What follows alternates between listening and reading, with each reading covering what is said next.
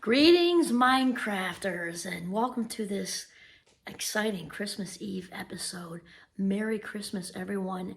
And before anybody hangs up on me, I'm not planning to discuss religion here. And if you're Jewish or Muslim or spiritual and you don't identify as whatever, who cares? Okay, happy. And I forgot if I said my name is Kimberly Quinn. Anyway, I'm back.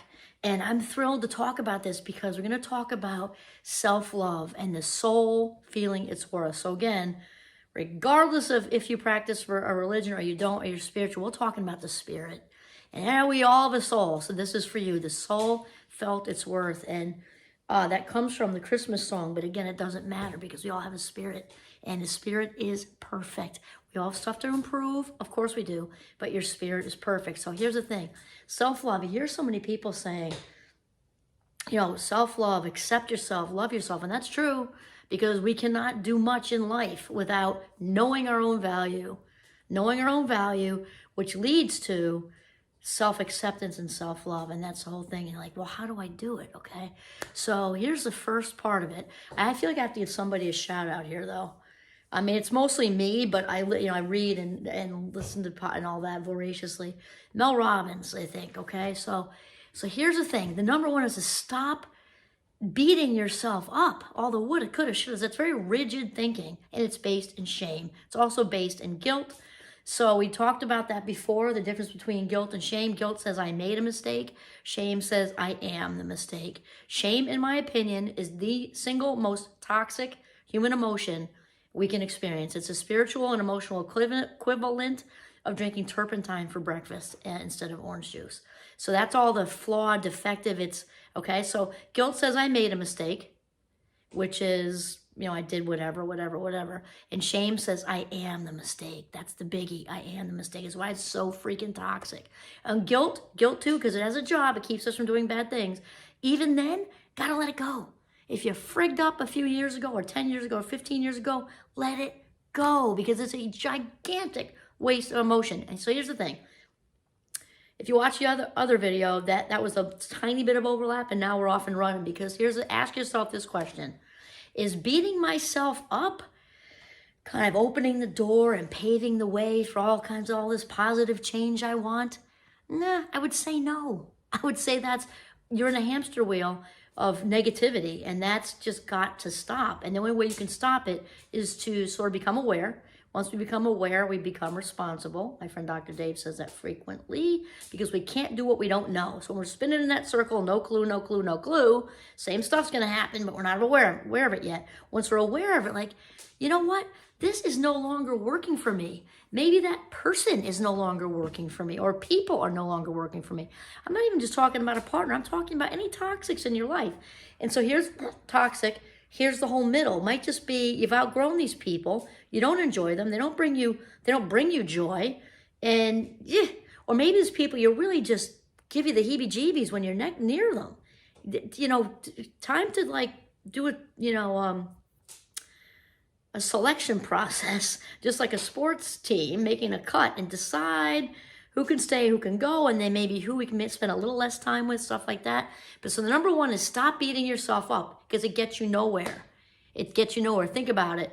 What we want to do is empower ourselves to change. We want to wrap around ourselves like a burrito of love and acceptance, which is what we're talking about right now, so that we have this inner, authentic, intrinsically based motivation to treat ourselves better. So beating ourselves up about we woulda, coulda, shoulda, and wrapped up in guilt and wrapped up in shame is not the way we want to go, right?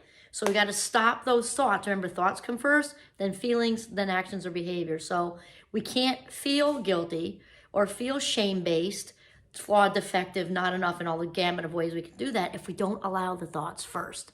And we talked about this too. There's a 17-second rule, and that is research-based neurology. So when we are allowing, the choice is ours, when we allow a negative thought to hang around for up to 17 seconds, it's way harder to get it to go away.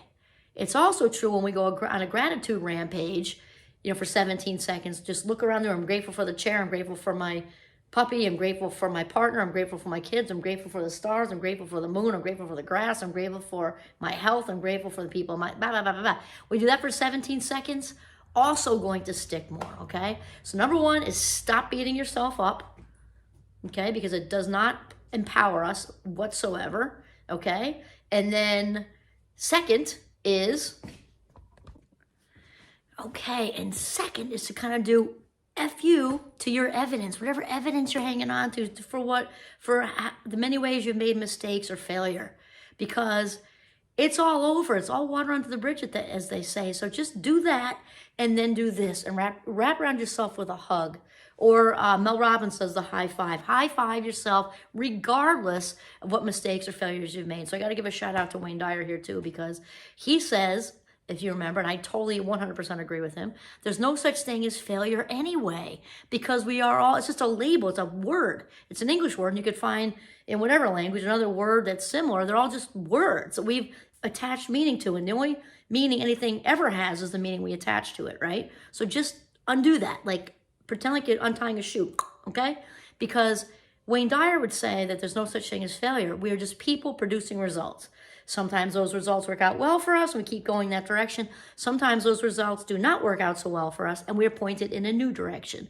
That's all it is. It's results and being pointed in different directions. Just get rid of the word. It's dumb, okay? Okay, so then we do this to the whatever evidence you have. Just get rid of the mental files. Picture yourself with a match and just light them on fire, because no one cares anymore. It's over. The only life we have is now in this minute, okay? All right, and then we talked about, okay, that and rap or high five, like Mel Robbins likes to talk about. And then also, and the third one is fake it till you make it. I'm a big fan. Some people, I get my tea, hold on one sec. Okay, little tickle. Much better. Okay, so fake it till you make it. And this is actually a psychological real thing. And people can fake it till they make it. So we find that when we kind of push ourselves to behave a certain way and feel it's also, people might also call it manifesting, which I'm a big fan of too. And it's neurological. We're not talking about touchy-feely crapola here. It's real. It's neurons. Because when we train neurons to do something, neurons that wire together, fire together. So we get something like confidence, okay? We can dress up, pull our shoulders back, even if we're shaking in our boots underneath, walk into that business meeting or that talk you have to have with your boss, you know, again, shoulders back, talking yourself through. They don't know what's on the inside, only you do, okay? You're gonna put out there a new vibe, you know, and that sort of thing. So the same thing works with self-love and self-acceptance, because we can fake it till we make it for a while and it gets better and better and better. So all kinds of little things you can do. It'll depend sort of what your lifestyle is. But let's say I personally like wine, and it took me a while to be able to because I just I wasn't valuing myself early on. So if I allowed myself a glass of wine at all, if we went out to dinner, which wasn't frequent, I would, if they came by and said, oh, well, you know, the special, the restaurant's running a special, you can have the house, but for $2 more, you can have this fabulous Italian wine. I'd be like, no, it's okay. You know, because I wasn't feeling my value. Dumb, dumb, dumb, dumb, dumb. I'm not talking about spend recklessly either, but little things like that, wherever your lifestyle is, or you haven't bought a new pair of jeans in, 6 years, and you've got, or new underwear are fun. It's easy to hang on to those old ratty things. Splurge on $10 worth of underwear. Again, I'm not saying spend recklessly. These are just my examples. Treat yourself to time. Treat yourself, if you've got little kids at home, or you don't, and you're by yourself and no partner, whatever, to carve out a little you time and force it, because for whatever reason, all these messages that went into our heads early on, early shameful messages telling us we're not worth it, we don't dare relax, we don't dare not be productive for an hour. I felt that way for a very long time until I worked myself. And I also separate that a little bit because I love what I do so much. It doesn't feel like work to me. So sometimes I have to try to balance that out. But the thing is, whatever your lifestyle is, to have that balance and cut yourself some slack. If you went through a rough time as a kid and a teenager, or maybe in a marriage or whatever, wrap around yourself like a burrito and tell yourself in the mirror, I love you. You are awesome and I like you. And if you feel like you're going to crack down the middle just saying it, say it once and then say it again tomorrow. Just keep saying it. Say it today, say it tomorrow. And then another good thing, this is mirror work.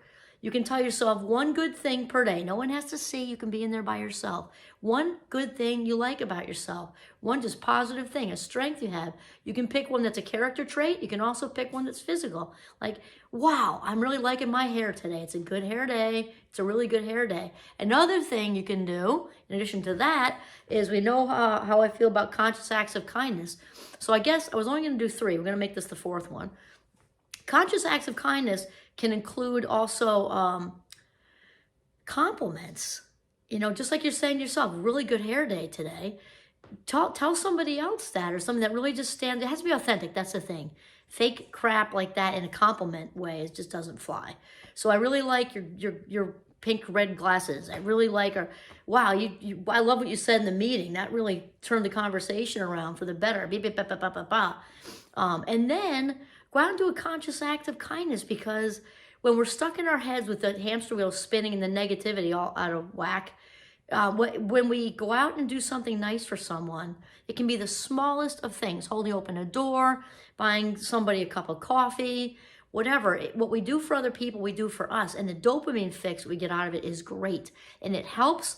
It can really help with the self-acceptance and self-love, because it just feels so incredibly good on the inside to help somebody do anything. This time of year, I'm actually thinking of this myself, because we've got an assisted living place not far up the road from us. And I think, I was talking about it with our youngest daughter, I just want to go sit with people and read to them and talk to them and just listen, and just, that's it. Just go in and some elderly people there and just hang around, because there's so much loneliness out there, and that would just be fun. To go with my youngest daughter, she just graduated college. That would just be so much fun to go meet some really cool older people that are just, you know, kind of there for the holidays by themselves. I mean, just get out of your head by doing something fun and exciting.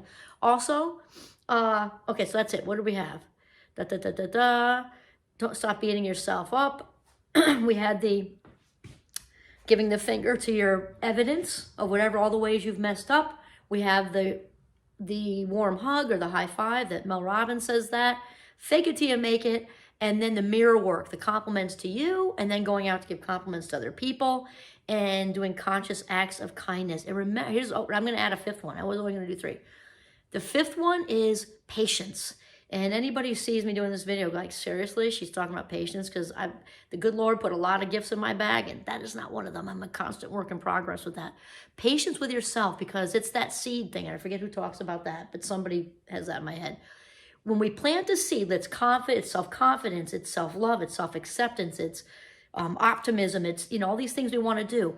Picture the farmer planting the seed. Let's say it's a corn seed, right? We talked about this. The farmer knows that the seed is going to become a corn, right? The farmer, I can talk about farms because it just makes me, we're in Vermont, so I'm used to the whole farm analogy.